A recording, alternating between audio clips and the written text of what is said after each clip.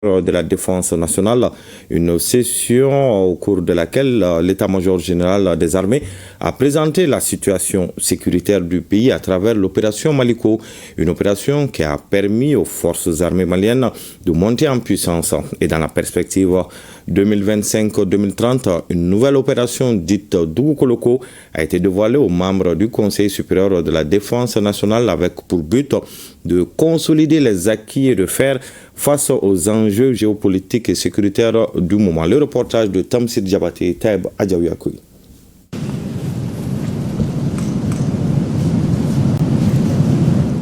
Le Conseil supérieur de la défense nationale se tient dans un contexte géopolitique et sécuritaire particulier. Et face à ces défis du moment, le maître mot est et demeure la défense de la patrie, quel que soit le prix.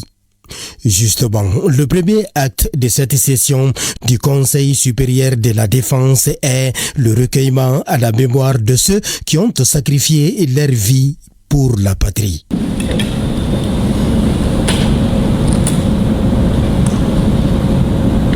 Pendant 3 heures d'horloge, la hiérarchie militaire a procédé à l'évaluation de la situation sécuritaire du pays.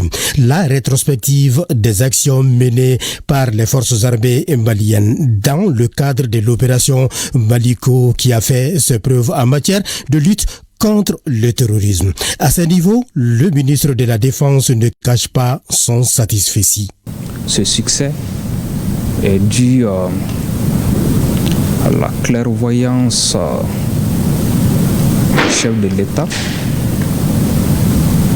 à la bravoure du soldat malien, mais surtout au soutien constant du peuple malien. Au cours de cette session, les orientations données par le chef suprême des armées pour la planification est de redoubler d'efforts en vue de transformer les défis en opportunités pour le Mali et son armée.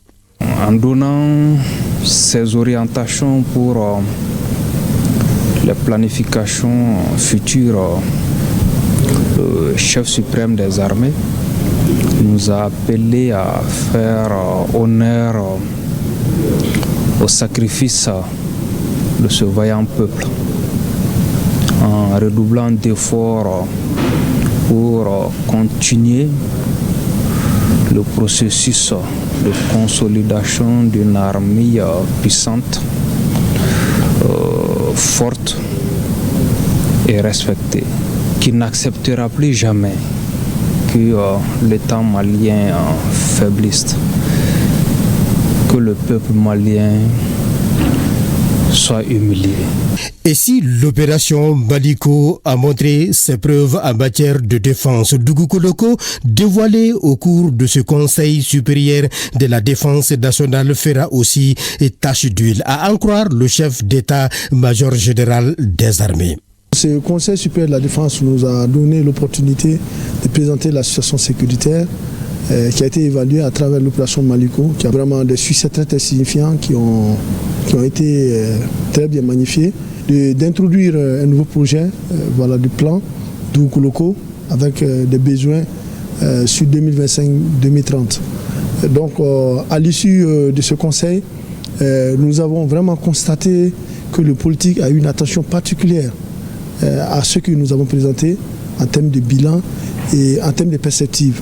Le dernier Conseil supérieur de la défense, toutes les ressources qui ont été allouées aux forces armées et de sécurité, ce qui nous a permis de reprendre l'initiative sur le terrain rapidement, conformément à la phase 1 du plan Maliko, et de réoccuper pratiquement, nous redéployer sur le terrain les défis qui étaient liés au départ des forces internationales, minimiser ces défis et aujourd'hui concrétiser le redéploiement de l'administration, de l'autorité de l'État sur pratiquement toute la partie nord du pays et l'ensemble du territoire national. Donc pour ce Conseil supérieur de la défense qui vient d'être tenu aussi, les besoins qui ont été exprimés dans le cadre de Dougou-Koloko nous permettront de poursuivre les œuvres de redéploiement des forces armées maliennes sur l'ensemble du territoire, favoriser un environnement favorable au retour de l'administration. Certes, il y a des acquis en matière de défense et de sécurité, mais beaucoup reste à faire. Et pour ce faire, aucun sacrifice n'est de trop quand il s'agit du Mali. La tenue de ce conseil nous a rassuré que le politique soutient les forces armées maliennes et de sécurité dans la mission que nous sommes en train de mener. Nous sommes conscients des défis qui nous attendent, qui sont liés à l'immensité du territoire national et la défense des frontières du pays.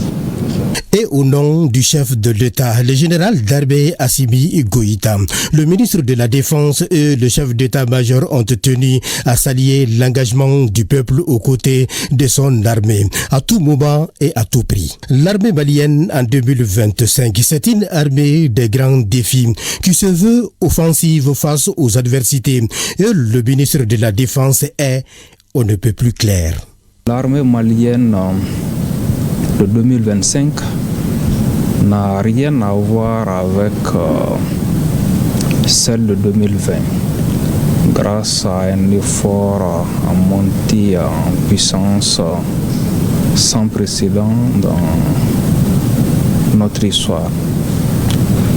L'adversité, qu'elle soit interne ou externe, n'est qu'une source supplémentaire de motivation pour l'armée malienne. Ceux qui pensent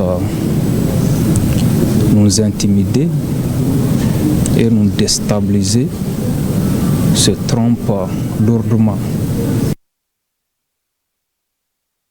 Sur un tout autre sujet, le Conseil économique, social, environnemental et culturel continue la collecte des attentes et préoccupations des Maliens. C'est dans ce cadre qu'une mission a séjourné à Kay et Sikasso. Le résumé de cette mission avec Issa Diakité de Kay et Yourubala Diabaté de Sikasso.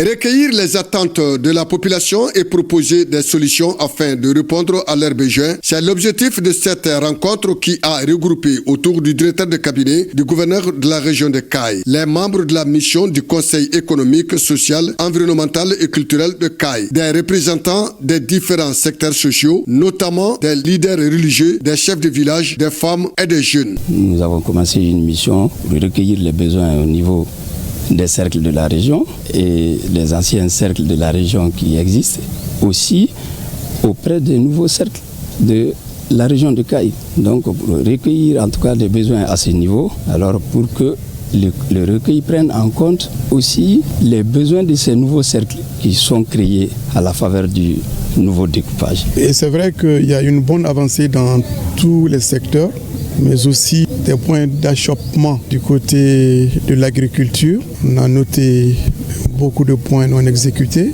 Du côté de l'école, c'est la même chose. Les transports, on a parlé du train. Il y a aussi le problème du port sec dans le cadre du transport qui a été soulevé parce que ça nous vient des cercles également. Ça se retrouve dans le document retenu au cours de l'année. Mais bien sûr aussi, il y a beaucoup de problèmes résolus.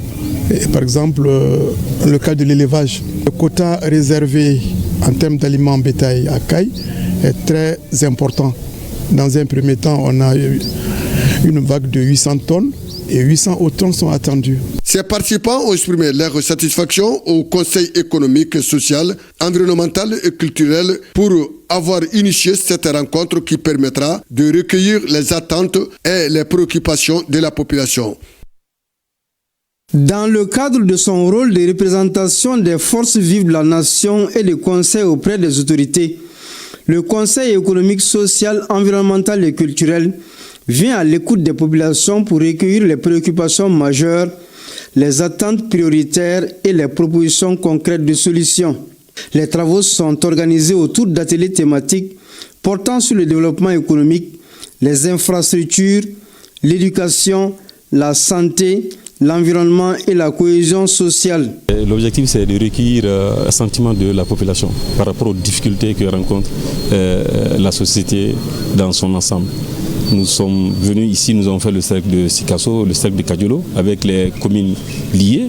Et finalement, nous sommes là ce matin pour faire la synthèse. Les besoins les plus urgents, ça c'est la maîtrise de l'eau, des eaux de surface. L'eau, c'est la vie.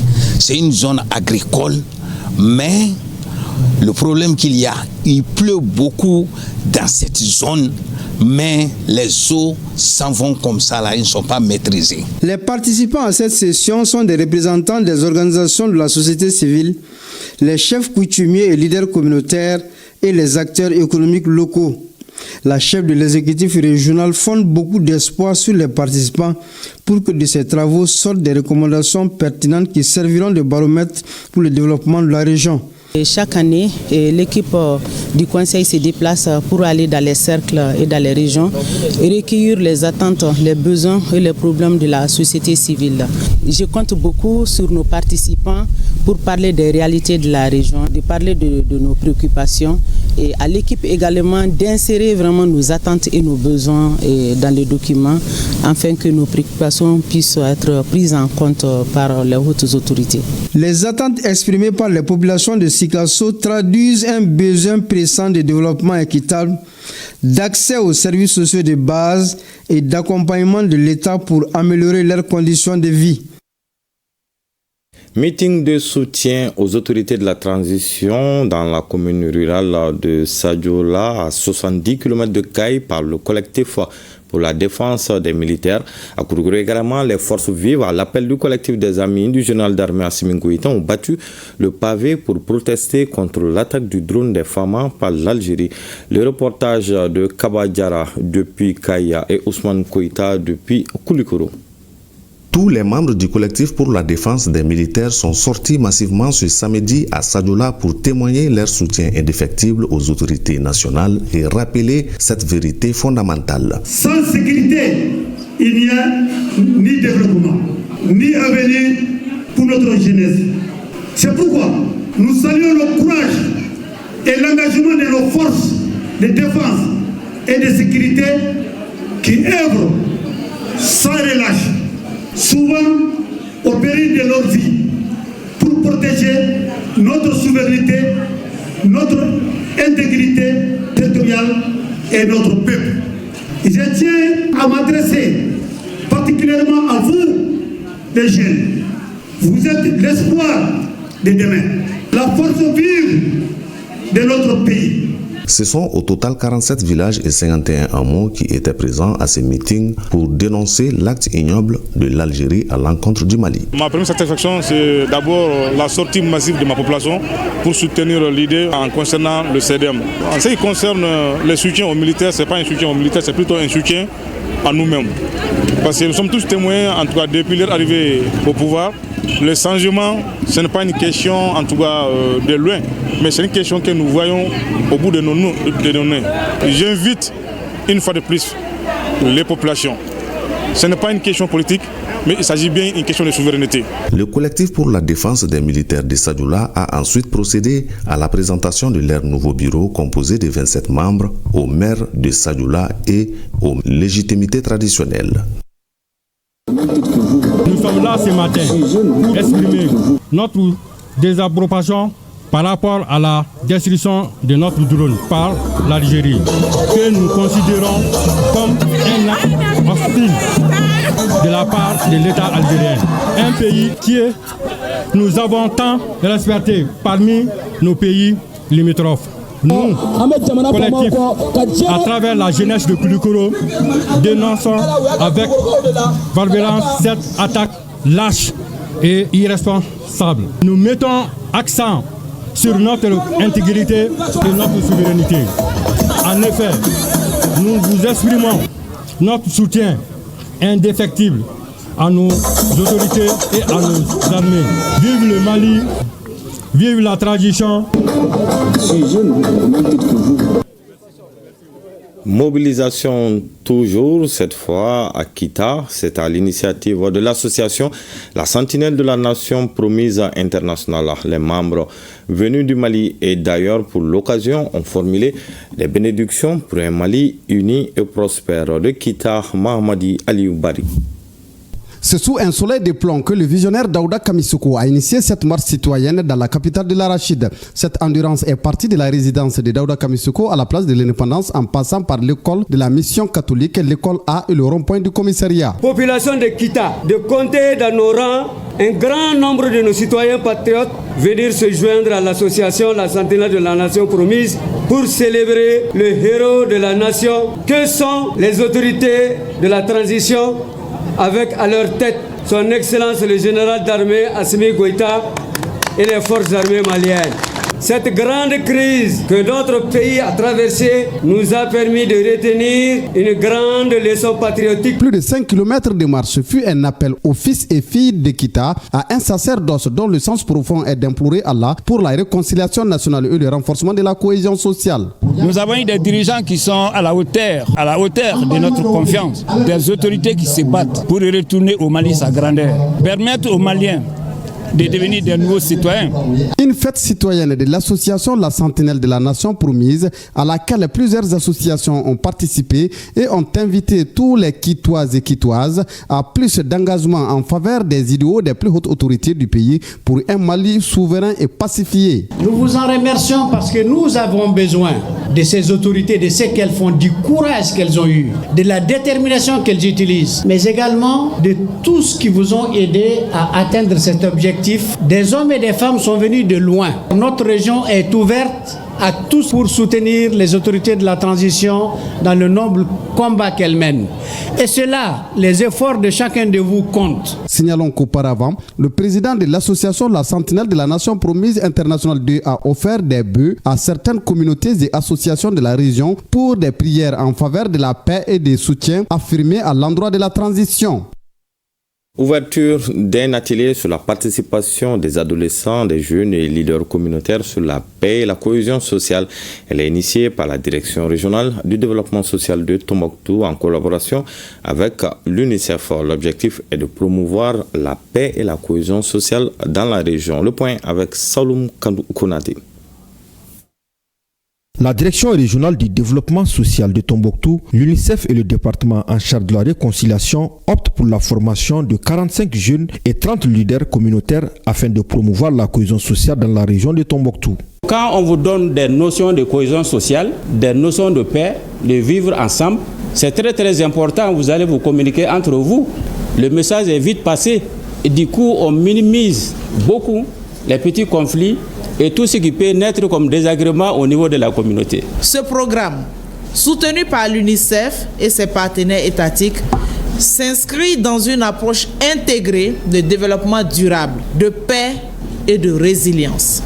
La participation active des adolescents et des adolescentes, des jeunes et des leaders communautaires est essentielle pour promouvoir la paix et la cohésion sociale. 3 jours durant, ces participants seront outillés sur le mécanisme traditionnel de gestion des conflits afin de permettre d'identifier les mesures spécifiques de résolution de la cohésion sociale et d'en faire la promotion à travers les comités locaux de coordination. L'objectif général de cette activité est de favoriser l'engagement et la participation active des adolescents, des jeunes et des leaders communautaires pour promouvoir la paix et la cohésion sociale dans la région de Tombouctou d'ici fin 2025.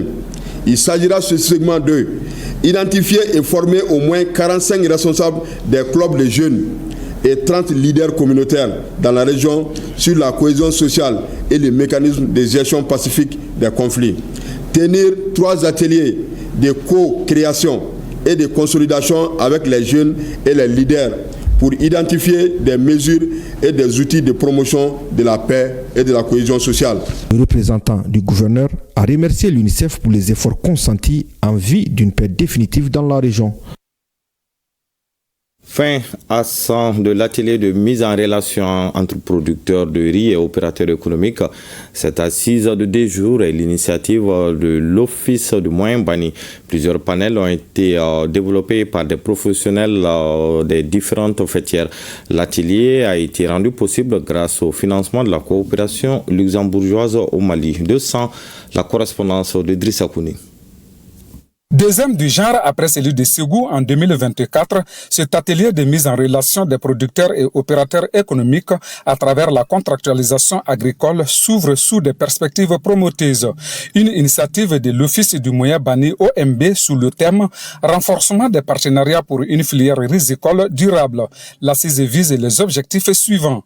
C'est de sensibiliser sur les enjeux et les avantages de la contractualisation, faciliter les échanges et négociations en vue de signature de contrats de production, mettre en place un cadre structuré de contractualisation et de suivi, impliquer les institutions financières et les compagnies d'assurance pour accompagner durablement la filière riz.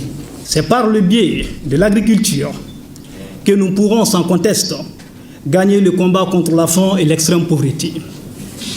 L'agriculture, faut-il le souligner, constitue un secteur stratégique et primordial de notre économie. Elle contribue à hauteur de 40% environ à la formation du produit intérieur brut et emploie plus de 80% de la population active au Mali. C'est justement à ce niveau qu'il convient de situer l'intérêt et le bien fondé de cet atelier. Durant des jours, plusieurs panels sont animés sur les thématiques en lien avec le cadre légal et les enjeux de la contractualisation agricole, les mécanismes de financement agricole et les stratégies de sécurisation des investissements. Donc aujourd'hui, nous sommes là avec l'OMB et tous les partenaires pour apporter également notre pierre à l'édifice, à savoir l'assurance agricole, l'assurance des équipements agricoles, l'assurance santé. Les travaux de groupe et les échanges en plénière ont permis d'identifier les attentes des parties prenantes et les contraintes majeures liées à la promotion de la contractualisation interacteur dans la filière risicole.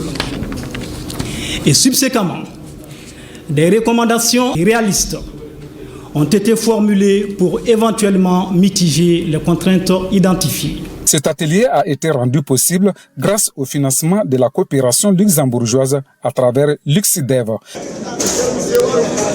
Les membres du bureau exécutif du syndicat national de surveillance et de prestation de services suivent 2 jours de mise à niveau à la Bourse du Travail. Les participants seront outillés sur les missions d'un syndicaliste, le fonctionnement des structures et le contenu de la convention collective des sociétés de surveillance, les forces et les faiblesses et surtout les perspectives d'amélioration de ces services au bénéfice des employés. Le compte rendu avec Fadeba Keïta. Le syndicalisme naïf tue.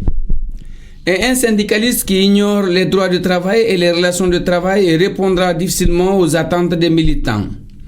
C'est pour que les membres du bureau exécutif du CNPS, Syndicat national de surveillance et de prestation de services, ne soient pas des dangers pour le syndicalisme, que le secrétaire général, en partenariat avec l'UNTM, organise cette session de 2 jours. Nous allons essentiellement parler des textes qui réglementent les relations de travail. Quels sont les textes qui couvrent ce secteur? Il y a une convention collective du secteur, mais il y a le code du travail. Ensuite, nous allons parler qui ils sont en tant que syndicats, pour qu'ils puissent comprendre les droits, les limites en tant que syndicalistes. Et ensuite, négociation collective, quelle collaboration entre les patrons et les travailleurs pour le bonheur et des travailleurs, mais et de l'entreprise. Les membres du bureau exécutif du syndicat national des sociétés de gardiennage et de prestation de services SYNPES doivent connaître l'histoire du mouvement syndical sur le plan international, sous-régional et national afin de construire les démarches et actions collectives nécessaires pour redynamiser les syndicats. Disposer des connaissances juridiques pour pouvoir conseiller correctement les travailleurs et défendre les intérêts. Elle permet aux sociétés de surveillance et de prestation de services de clarifier leur mission à travers les 2 thèmes à l'ordre du jour. Pendant 2 jours, vous discuterez avec les experts désignés des thèmes centraux qui sont entre autres historique du mouvement syndical en Europe, en AOF et au Mali. Le syndicat, sa définition, but, objectif, mission, structure et fonctionnement. Contexte et défense des intérêts des travailleurs, la négociation collective. 4. Convention collective des sociétés de gardiennage et de prestation de services. La session en cours permet aux syndicalistes membres du bureau exécutif national du CNPS de faire table rase sur les anciennes méthodes de résolution des crises de nos jours révolues. Et nous recevons sur ce plateau Fotiki Tunkara pour parler de sport. Bonjour Fotiki Tunkara. Bonjour Bema Sibi, bonjour à tous. Tout à l'heure, les Aiglonnais du Mali affrontent les Lionceaux de la classe dans le cadre de la finale de la CAN U17 qui se tient justement dans le royaume chérifien. Alors, Fotiki, comment se présente cette finale? Alors, il faut dire que c'est une finale qui promet, c'est un match vraiment qui promet, à condition que l'enjeu ne tue pas le jeu, selon la fameuse formule des techniciens qui dit qu'une finale ne se joue pas, mais elle se gagne. Et puis, étant donné que c'est le niveau quand même des enfants, en tout cas, si les enfants se lâchent, ça va être une très belle finale. Pour répondre à votre question, vous demandez comment se présente une finale. J'ai tout l'impression que c'est une finale qui se présente comme une revanche pour les Aiglonnais maliens qui avaient été éliminés lors de la précédente édition en demi-finale. C'était également au Maroc par l'équipe du Maroc. Et je crois qu'aujourd'hui, les jeunes Maliens ont l'opportunité de prendre leur revanche. En tout cas, ce rendez-vous de cet après-midi, faut-il le rappeler aussi, qui sera diffusé en direct et en intégralité sur cette même antenne, l'antenne TV de ORTM 1. Alors, c'est grâce quand même aux efforts de la direction générale et des autorités du Mali qui ont tout mis en œuvre pour permettre aux Maliens de suivre en direct cette finale qui promet. En tout cas, ça va être la 4e finale des Aigles cadets du Mali après qui ont donc été finalistes en 1997 au Botswana et qui ont été champions d'Afrique en 2015 au Niger et en 2017 au Gabon. En tout cas, pour l'instant, le Mali est l'un des 5 pays qui ont remporté ces trophées 2 fois. Et en cas de victoire aujourd'hui, le Mali sera pratiquement la seule nation à avoir remporté ces trophées à 3 reprises. Et déjà, le Mali est une exception dans cette compétition parce que pour l'instant, le Mali est le seul pays qui a remporté ces trophées 2 fois d'affilée. Vous l'avez dit, un match à suivre en direct sur nos antennes à partir de 14h. 14h déjà, tout à l'heure. Quel a été le parcours des Aiglonnais dans cette compétition pour arriver en finale? En tout cas, on ne va pas dire que le parcours des Aiglonnais maliens a été mitigé juste là. En tout cas, le premier tour a été pas forcément terni puisque l'équipe était déjà qualifiée, mais quand même légèrement entachée avec cette défaite lors de la 3e et dernière journée du groupe contre la Côte d'Ivoire. 4-2. Mais avant, le Mali avait déjà obtenu sa qualification en disposant de l'Angola 2-1 et de la Centrafrique 2-0. Mais lors du match de quart de finale contre la Tunisie, les Aiglonnais maliens sont tombés donc sur une équipe tenace de la Tunisie. 1 but partout à l'issue du temps réglementaire, mais les garçons ont eu des ressources mentales très solides pour s'imposer au bout du pot 9-10, sinon 10-9, au bout donc d'une série interminable de tirs au but parce qu'on est allé jusqu'au gardien de but. C'était pratiquement les 11 sur les 11.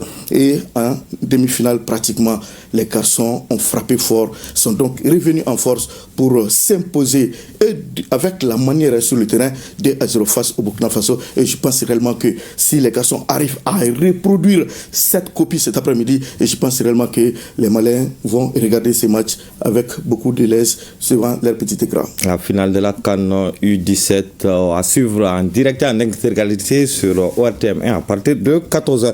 Un mot de cyclisme avant de se quitter. Les coureurs maliens sont sur le podium pour la 6e étape du Tour cycliste international du Mali. Oui, la 6e et avant-dernière étape courue aujourd'hui entre Fana et Koulikoro a donc été remportée par un trio malien à la tête donc Yaya est donc venu en 2e position, mais plutôt Tchemoko Djamtene qui a donc remporté cette première étape. Il est donc suivi de 2 de ses compatriotes, le capitaine d'équipe Yaya Diallo et Daouda Djiré, qui ont donc complété les podiums.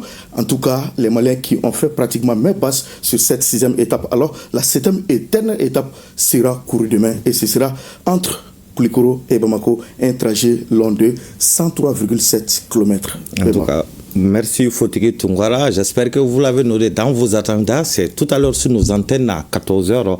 La finale de la CAN U17 qui oppose le Mali à l'équipe du Maroc.